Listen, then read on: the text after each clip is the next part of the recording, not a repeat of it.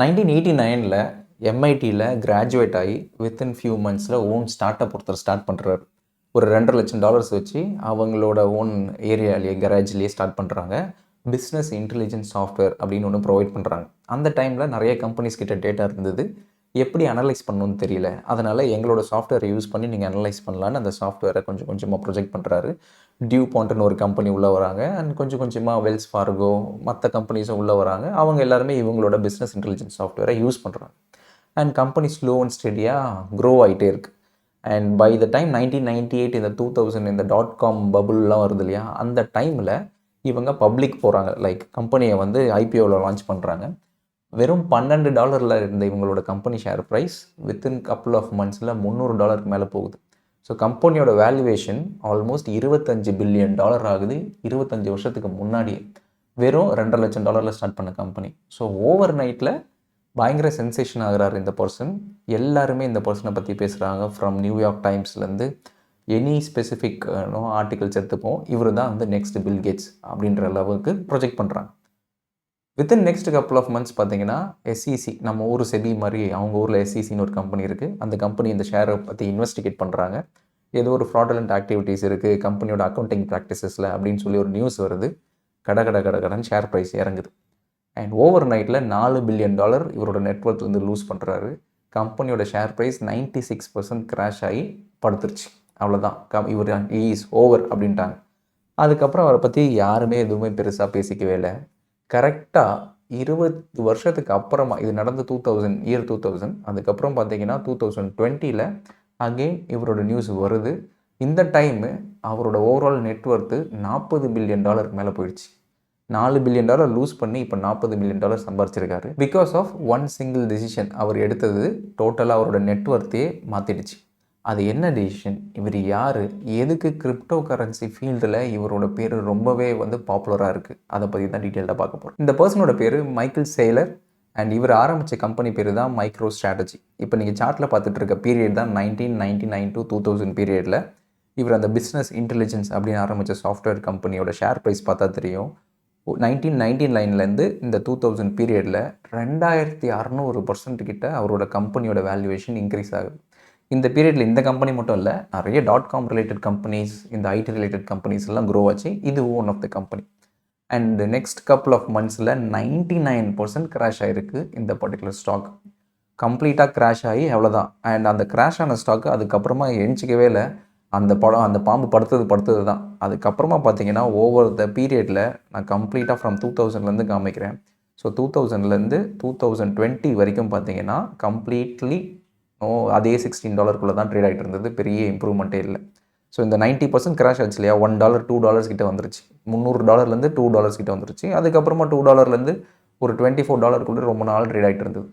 By 2020க்கு அப்புறமா சடனாக இந்த மைக்கேல் சேலர் எடுத்த ஒரு டெசிஷன், ஷேர் ப்ரைஸ் பார்த்திங்கன்னா சடனாக அதே மாதிரி இதுக்கு முன்னாடி இருந்த மாதிரியே கடன் க்ரோ ஆகுது. ஸோ ஆல்மோஸ்ட் இந்த லெவலில் 2020 மார்ச்சில் இந்த லெவல்லேருந்து ஆல்மோஸ்ட் ஒரு 800% இன்க்ரீஸ் ஆகுது ஷார்ட் ஸ்பேன் ஆஃப் டைமில். During the .com bubble burst அப்போ கிராஷ் ஆச்சு இல்லையா, அந்த டைமில் எஸ்இசி இன்வெஸ்டிகேட் பண்ணி இவருக்கு ஃபைன் பேணும் அலோகேட் பண்ணுறாங்க. நீங்கள் $8.3 மில்லியன் நீங்கள் ஃபைன் பே பண்ணணும் அப்படின்றாங்க.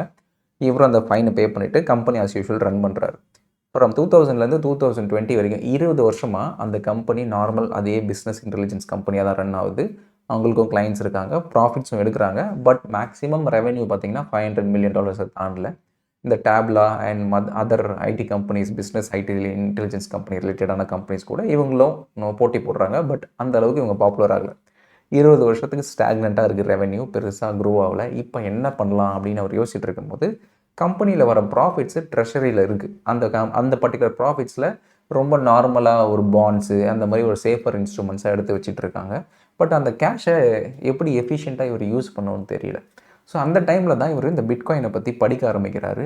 சத்தோஷி நக்கமோட்டோன்னு பப்ளிஷ் பண்ண அந்த ரிசர்ச் பேப்பரையும் படிக்க ஆரம்பிக்கிறாரு. அவர் பிட்காயினை பற்றி ரிசர்ச் பண்ண இவருக்கு க்யூரியாசிட்டி இன்னும் இன்க்ரீஸ் ஆகுது. இதில் ஏன் நம்ம இன்வெஸ்ட் பண்ணக்கூடாது அப்படின்னு யோசிக்கிறார். ஸோ அந்த டைமில் இவர்கிட்ட இந்த கம்பெனிக்கிட்ட ஆல்மோஸ்ட் ஒரு $500 மில்லியன் கேஷ் ரிசர்வ்ஸாக இருக்குது. இந்த கேஷ் ரிசர்வ்ஸை எஃபிஷியண்ட்டாக நான் யூஸ் பண்ணோன்னா ஒன்று ரியல் எஸ்டேட்டில் போடணும், இல்லைனா கோல்டில் போடணும், இல்லை ஸ்டாக்ஸில் போடணும், இல்லை பாண்டில் போடணும். பட் இது நாலுமே பார்த்தீங்கன்னா 2020 பெருசாக எஃபிஷியண்ட்டாக க்ரோ ஆகாத ஒரு சூழ்நிலையில் இருக்குது. And real estate obviously illiquid asset, அது வேண்டாம் அப்படின்னு டிசைட் பண்ணுறாரு. தென் ஸ்டாக்ஸ் பார்த்தீங்கன்னா ஆல்ரெடி பெரிய பாட்டமில் இருக்குது. இந்த டைமில் போய் நான் இன்வெஸ்ட் பண்ணேன்னா இன்னும் பாட்டம் அவுட் ஆகிறது சான்ஸ் இருக்குது. அதேமாதிரி அஸ் அ லிஸ்டட் கம்பெனியாக நான் இன்னொரு ஸ்டாக்ஸில் போய் இன்வெஸ்ட் பண்ணேன்னா அது வந்து என்னோடய கம்பெனியை பாதிக்குன்றதுனால ஸ்டாக்ஸ் அவாய்ட் பண்ணுறாரு.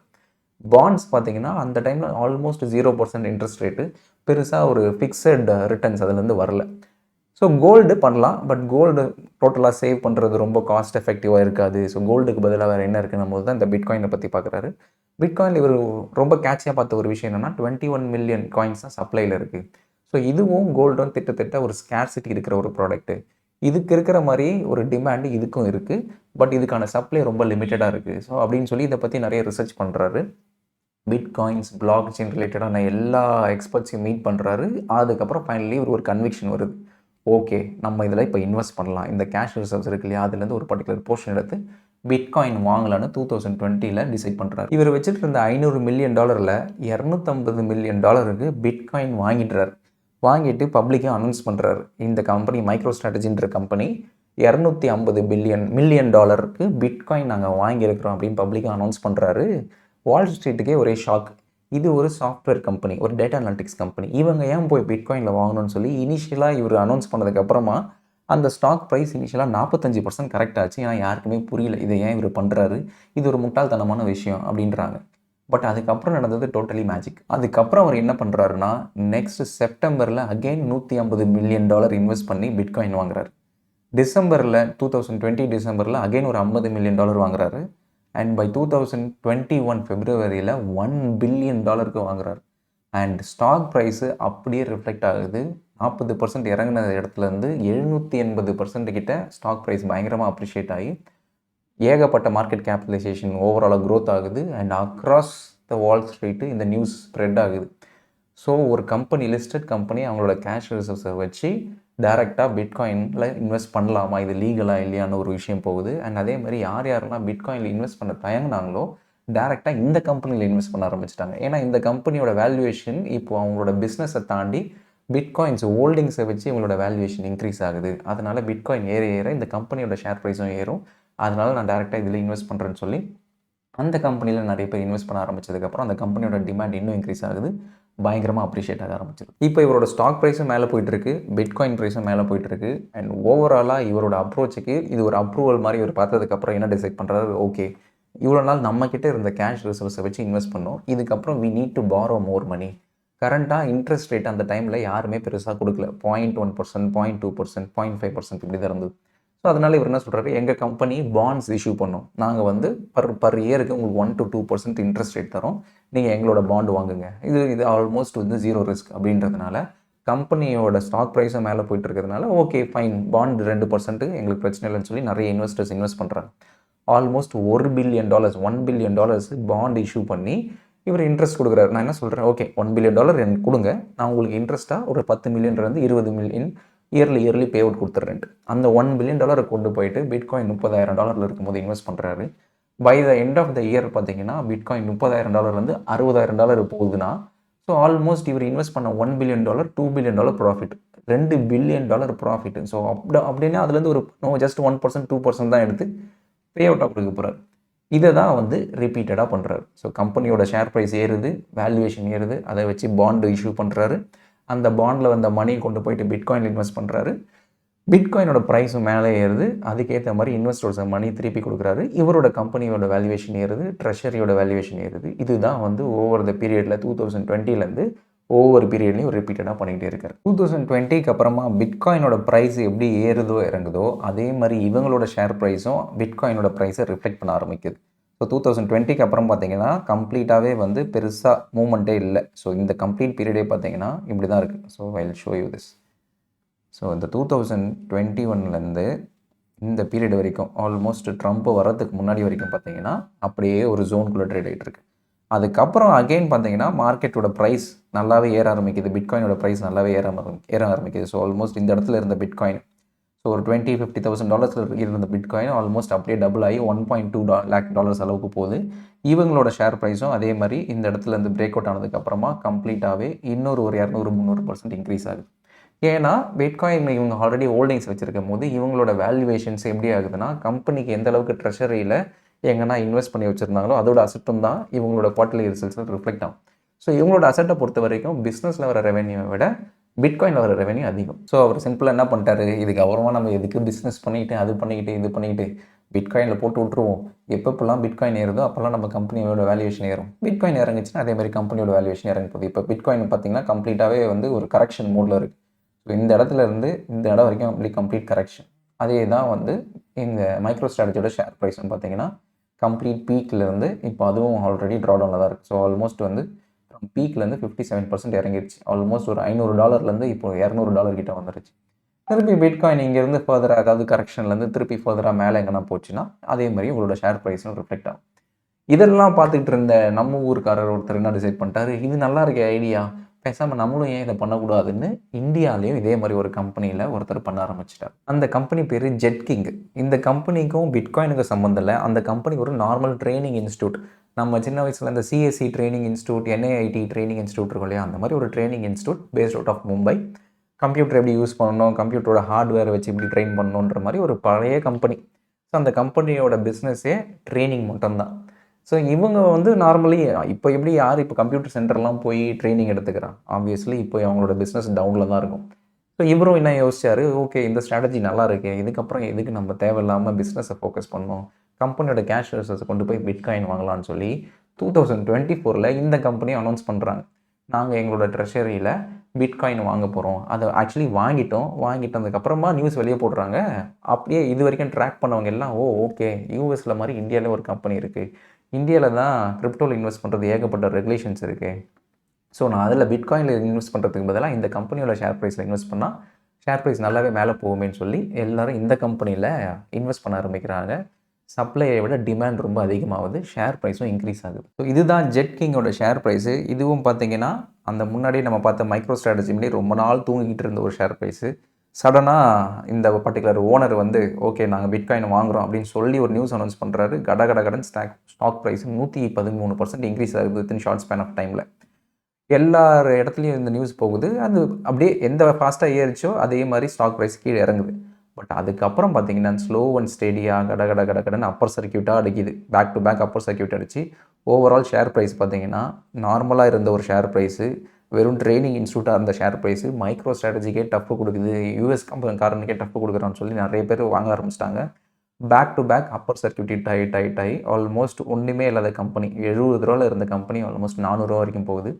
466% கிட்ட இன்க்ரீஸ் ஆகுது வித்தின் ஃப்ரம் ஜனவரி 2025 பை ஆகஸ்ட்டுக்குள்ளே. அதுக்கப்புறமா பிட்காயினோட ஷேர் ப்ரைஸ் கரெக்டாக இவங்களோட ஷேர் ப்ரைஸும் அப்படியே கரெக்ட் ஆகுது. ஸோ கம்ப்ளீட்டாக கரெக்ஷன்லேருந்து பார்த்தீங்கன்னா அந்த பீக்லேருந்து இப்போது அதோட ஷேர் ப்ரைஸ் பார்த்தீங்கன்னா 60% கிட்ட கிராஷ் ஆகிடுச்சு. பட் இவங்களோட எக்ஸாக்ட் ரிப்ளிகா என்னன்னா மைக்ரோ ஸ்ட்ராட்டஜி மைக்கேல் சேலர் என்ன பண்ணுறாரோ அதையே நம்ம பண்ணுவோம்னு சொல்லி ரிப்ளிகேட் பண்ணது தான். பட் ஜெட்கிங்கில் இன்னொரு பிரச்சனை இருக்குது. என்னென்னா அங்கே மைக்கேல் சேலர் என்ன பண்ணார், ஓகே நான் பாண்ட்ஸ் தரேன், இஷ்யூ ரைஸ் கொடுக்குறேன், அதை வச்சு மணி பாரோ பண்ணுறாரு, அதை கொண்டு போயிட்டு இன்வெஸ்ட் பண்ணுறாரு. அதை அப்படியே இங்கே ரிப்ளிகேட் பண்ண முடியாது. ஒரு இந்தியன் லிஸ்டட் கம்பெனி வந்து மணி ரைஸ் பண்ணுறாங்க, அடிஷ்னலாக மணி ரைஸ் பண்ணுறாங்கன்னா அது அவங்களோட பிஸ்னஸ் ஆப்ரேஷன்ஸ்க்கு யூஸ் பண்ணுமே தவிர இந்த மாதிரி ஒரு ஃப்ளக்சுவேட்டிங் அசெட்ஸில் கொண்டு போய் இன்வெஸ்ட் பண்ணக்கூடாதுன்னு செபி வந்து செப்பரேட்டாக ஒரு கைட்லைன்ஸே கொடுத்துருக்காங்க. அதனால் அவங்களால அதை பண்ண முடியாது. அண்ட் ரெண்டாவது மைக்ரோ ஸ்ட்ராட்டஜி கம்பெனிக்கு அண்டர்லைங் ஒரு ஸ்ட்ராங் பிஸ்னஸ் இருக்குது. இந்த ஒரு டேட்டா அனலிட்டிக்ஸ் மாதிரி ஒரு பிஸ்னஸ் இருக்குது. அதனால் அதில் ரெவன்யூ ஜென்ரேட் ஆகிட்டு தான் இருக்குது கண்டினியூ. பட் ஆனால் ஜெட்கிங்கில் பார்த்தீங்கன்னா அந்த மாதிரி back to back continuous revenue generations from business operations பார்த்தீங்கன்னா பெருசாக இல்லை. ஏன்னா இன்னும் யார் வந்து ஒரு ட்ரைனிங் எவ்வளோ ஹார்ட்வேர் ரிப்பேரையோ வச்சு பிஸ்னஸ் ரன் பண்ண முடியும், அது ரொம்ப லிமிட்டடாக தான் இருக்குது. அது இன்ஃபேக்ட் டிக்ளைனிங்கில் இருக்கிற ஒரு இண்டஸ்ட்ரி. ஸோ அதனால் இதை டேரெக்டாக நம்ம மைக்ரோ ஸ்ட்ராட்டஜி கூட கம்பேர் பண்ண முடியாது. பட் அவங்களோட ஒரே பெட் என்னென்னா பிட்காயின் ப்ரைஸ் ஏறிச்சுன்னா என் கம்பெனியோட வேல்யூவேஷன் ஏறும் அப்படின்ற ஒரே ஒரு விஷயம் மட்டும்தான் அவங்க பெட் பண்ணி இந்த பிட்காயினில் continue to their investing in it based on whatever cash reserves அவங்க வச்சிருக்கிறத வச்சு. அண்ட் பிட்காயினை கம்பெனியோட ட்ரெஷரியில் இன்வெஸ்ட் பண்ணி கம்பெனியோட ஹோல்டிங்ஸில் இருக்கிறது பார்த்தீங்கன்னா நாட் ஒன்லி மைக்ரோ ஸ்ட்ராட்டஜி ஒரு நாட் ஒன்லி ஜெட்கிங், இந்த மாதிரி டிஃப்ரெண்ட் கம்பெனிஸ் இருக்குது. Marathon digital, Galaxy digital and meta planet from Japan. இந்த எல்லா கம்பெனிஸுமே வந்து ஹியூஜ் பிட்காயின் ஹோல்டிங்ஸ் வச்சுருக்காங்க. இது என்ன ஆகுதுன்னா ஸ்லோவாக அதர் லார்ஜர் இன்ஸ்டிடியூஷன்ஸ் இந்த மாதிரி அடாப்டேஷன்ஸ் பிட்காயின் அடாப்டேஷன் பண்ண அதோட பெரிய வாலட்டிலிட்டி இறங்கும். பிட்காயின் இதுக்கு முன்னாடி கிராஷ் ஆன மாதிரி 40%, 50%, 70% அந்த அளவுக்குலாம் கிராஷ் ஆகிறதுக்கு சான்ஸ் ரொம்ப கம்மியாகிட்டே வரும். ஏன்னா லார்ஜர் இன்ஸ்டிடியூஷன்ஸ்லாம் millions and billions of dollars invest பண்ணும்போது அவ்வளோ சீக்கிரத்தில் அதை உடனே விற்றுட்டு வெளியே வர மாட்டாங்க. They will continue to hold it. அதனால் இது இன்னொரு விஷயம் என்ன கொண்டு போகும்னா, ஓகே இதுக்கு முன்னாடி இன்வெஸ்ட் பண்ண ஹெசிடேட் பண்ண நிறைய ரீட்டைல் இன்வெஸ்டர்ஸ், ஓகே இவ்வளோ பெரிய லார்ஜ் இன்ஸ்டிடியூஷனே இவ்வளோ millions and billions of dollars invest பண்ணும்போது அப்போ நான் இன்வெஸ்ட் பண்ணுறதுல தப்பு இல்லை, இது சேஃப் தான் போல். ஏன்னா இவங்க இவ்வளோ இன்வெஸ்ட் பண்ணுறாங்கன்னா ஒரு டியூ டெலிஜென்ஸ்லாம் பண்ணி தான் இன்வெஸ்ட் பண்ணியிருப்பாங்க அப்படின்ற ஒரு கன்விக்ஷன் ஸ்லோவாக வரும். அண்ட் ஸ்லோ அண்ட் ஸ்டெடியாக இது மற்ற கண்ட்ரீஸ்க்கும் பாப்புலராக இப்போ எப்படி கோல்டு பீஸ் அப்படின்ற ஒன்றில் இன்வெஸ்ட் பண்ணுறோம், அந்த மாதிரி நாளைக்கே வந்து பிட்காயின் இன்வெஸ்ட் பண்ணுறது ரொம்ப ஃபெமிலியரைஸ் ஆயிரும். ஒன்ஸ் ரொம்ப ஃபெமிலியரைஸ் ஆயிடுச்சுன்னா இப்போ இருக்கிற ப்ரைஸை விட கண்டிப்பாக அது மேலே தான் போகும். பிஃபோர் யூ இன்வெஸ்ட் இந்த மாதிரி ஏதாவது ஒரு ஸ்பெசிஃபிக் ஸ்டாக்ஸில் நீங்கள் டேரெக்டாக இன்வெஸ்ட் பண்ணணும்னு நினைக்கிறீங்கன்னா மேக் ஷியோர் அதோட ஃப்ளக்சுவேஷன்ஸ் ரொம்பவே அதிகமாக இருக்கும். இப்போ நீங்களே பார்த்தீங்க ஜெட்கிங்கோட ப்ரைஸ் பார்த்தீங்கன்னா 50% ஈஸியாக கிராஷ் ஆச்சு. ஸோ இந்த மாதிரி கம்பெனிஸ்லாம் வந்து கண்டிப்பாக ஒரு பெரிய ஃப்ளக்சுவேஷன்ஸ் தான் இருக்கும். ஸோ அதில் இன்வெஸ்ட் பண்ணணும்னு நினச்சிங்கன்னா இந்த ரிஸ்க் ஃபேக்டர்லாம் வச்சுக்கோங்க. அண்ட் நெக்ஸ்ட்டு பிட்காயினுக்கு இந்த ஒரு ஓவரால் எக்ஸ்ப்ளனேஷன்ஸை ஏன் கொடுத்தேன்னா, இந்த பிட்காயின்ஸோட ப்ரைஸ் நார்மலாக ஒரு கேம்பிளிங்காகவோ இல்லைனா ஜஸ்ட் ஓகே இப்போ வாங்கிட்டு நாளைக்கு விற்றுட்டு அவர் உடனே ப்ரைஸ் வரும் அப்படின்ற ஒரு நோஷனை விட இதில் ஒரு லாங் டேர்ம் அப்ரோச் வைக்கிறதுக்கான காரணமே அதோட ஸ்கேர்சிட்டி தான். அதோட ஓவரால் சப்ளை வந்து 21 மில்லியன்றதுனால நிறைய பேர் யோசிக்கிறது என்னென்னா இது ஒரு கோல்டு மாதிரி. ஸோ கோல்டுக்கு ஈக்குவலண்ட்டாக எப்படி வந்து இதோட அடாப்ஷன்ஸும் அதிகமாக ஆக இதோட வேல்யூவேஷன்ஸும் இன்க்ரீஸ் ஆகுன்ற நினச்சி தான் மைக்கேல் சேய்லர்லேருந்து ஏகப்பட்ட லார்ஜ் இன்ஸ்டிடியூஷன்ஸ் இதில் இன்வெஸ்ட் பண்ணிகிட்டு இருக்காங்க. இதுதான் I wanted to convey. So பிட்காயினுக்கு பின்னாடி இருக்கிற ஒரு பெரிய ஹிஸ்ட்ரி மட்டும் இல்லாமல் அதுக்கு பின்னாடி ஏன் இந்த லார்ஜ் பெரிய கம்பெனிஸ் எல்லாம் இன்வெஸ்ட் பண்ணுறாங்க, அவங்களோட பிஸ்னஸோட ரெவென்யூ எடுத்து பிஸ்னஸில் போட்டு மேலே கொண்டு போகிறத விட பிட்காயினில் போட்டு மேலே கொண்டு போகிறதுக்கான ரீசன் இதுதான். So I'll see you guys next time with some other video.